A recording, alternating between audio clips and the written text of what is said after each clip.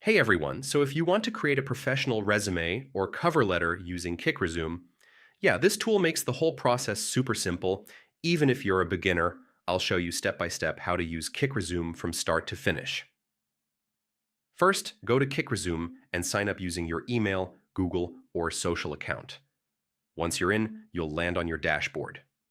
Now click on New Resume. This will open the resume builder where you can start creating your CV from scratch. Next, choose a professional template. Kickresume offers modern and clean designs, perfect for different job types. Now add your personal information like your name, email, phone number, and location. Keep it simple and professional. Next, add your work experience, include your job title, company name, dates, and key responsibilities or achievements. Now add your education details and skills. Focus on skills that match the job you're applying for.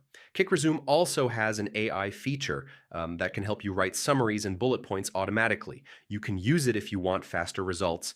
Now you can customize your resume design, like fonts, spacing, and layout. Make sure it looks clean and easy to read. Finally, download your resume as a PDF or share it online. Some features may require a paid plan, and that's it. Now you know how to use Kickresume to build a professional resume and cover letter in just a few minutes.